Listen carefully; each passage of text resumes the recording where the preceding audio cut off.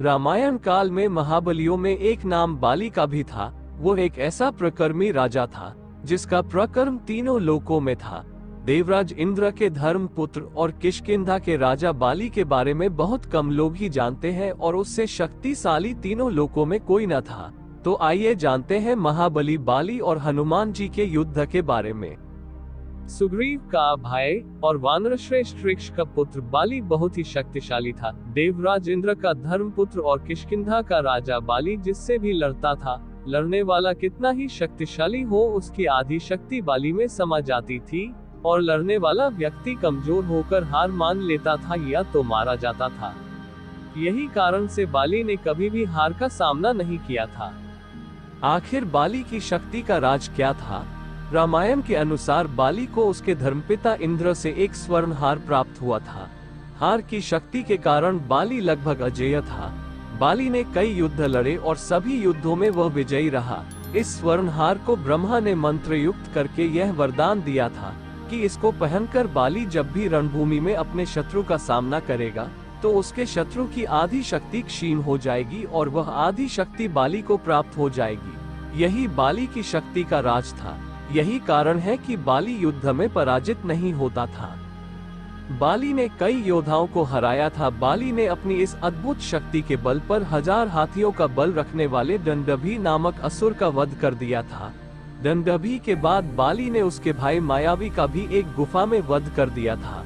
रावण ने बाली की शक्ति के चर्चे सुनकर उससे युद्ध करने की ठानी, लेकिन बाली ने रावण को अपनी कांख में 6 माह तक दबाए रखा था। अंत में रावण ने उससे हार मानकर उसे अपना मित्र बना लिया था। असुरों के राजा रावण को हराने के बाद बाली को घमंड हो गया कि अब उसको तीनों लोकों में कोई नहीं हरा सकता है। राम भी बाली के सामने नहीं आए थे। एक भ्रम के कारण बाली के मन में सुग्रीव के प्रति नफरत हो गई थी। इसी के चलते बाली ने अपने भाई सुग्रीव की पत्नी को हड़प कर उसको बलपूर्वक अपने राज्य से बाहर निकाल दिया था। हनुमान जी ने सुग्रीव को प्रभु श्री राम से मिलाया। सुग्रीव ने अपनी पीड़ा बताई और यह भी बताया कि बाली किस तरह दूसरों की शक्ति को अपने भीतर खींच लेता है। ये सुनकर प्रभु श्री राम ने बाली को छुपकर के तीर से वार कर दिया जब बाली और सुग्रीव के बीच मल्ल युद्ध चल रहा था। चूंकि प्रभु श्री राम ने कोई अपराध नहीं किया था, लेकिन फिर भी बाली के मन में ये संदेह था कि उन्होंने मुझे छुपकर मारा है। तब प्रभु श्री राम ने बाली को वचन दिया कि तुम्हारी यह पीड़ा जरूर दूर की जाएगी। जब प्रभु श्री राम ने कृष्ण अवतार लिया तब इसी बाली ने जरा नामक बहेलिया के रूप में नया जन्म लेकर प्रभाव क्षेत्र में विषयुक्त तीर से श्री कृष्ण को हिरण समझकर तब मारा जब वे एक पेड़ के नीचे योग निद्रा में विश्राम कर रहे थे। इस तरह बाली का बदला पूरा हुआ। बाली का हनुमान जी से हुआ जब युद्ध हनुमान और महाबली बाली के सामने की हमें एक कथा मिलती है। बाली को इस बात का घमंड था कि उसे विश्व में कोई हरा नहीं सकता या कोई भी उसका सामना नहीं कर सकता था। एक दिन की बात है जब राम भक्त हनुमान वन में तपस्या कर रहे थे।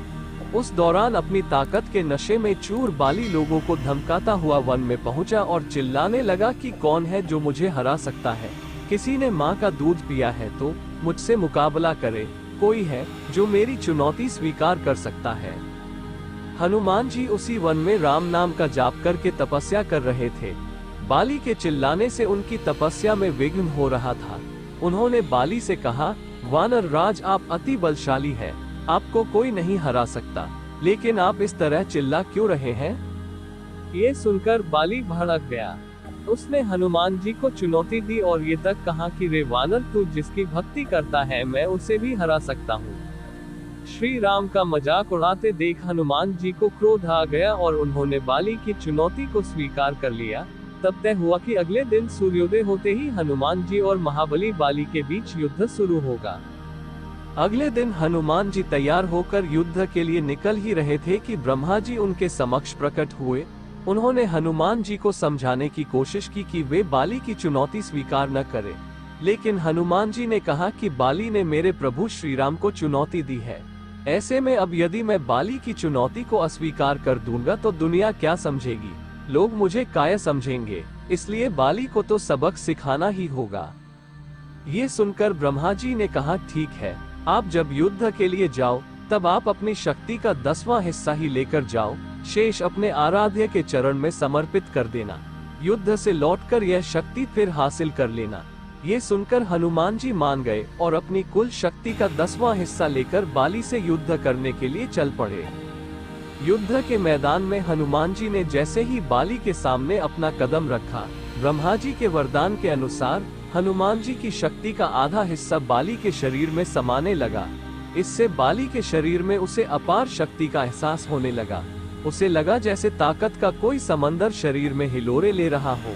चंद पलों के बाद बाली को लगने लगा मानो उसके शरीर की नसें फटने वाली है और रक्त बाहर निकलने ही वाला है।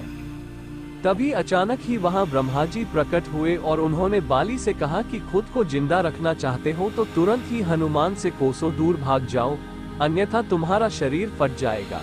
बाली को कुछ समझ में नहीं आया, लेकिन वो ब्रह्मा जी को यूं प्रकट देखकर समझ गया कि कुछ गड़बड़ है और वो वहां से तुरंत ही भाग खड़ा हुआ। बहुत दूर जाने के बाद उसे राहत मिली, शरीर में हल्कापन लगने लगा। तब उसने देखा कि ब्रह्मा जी उसके समक्ष खड़े हैं।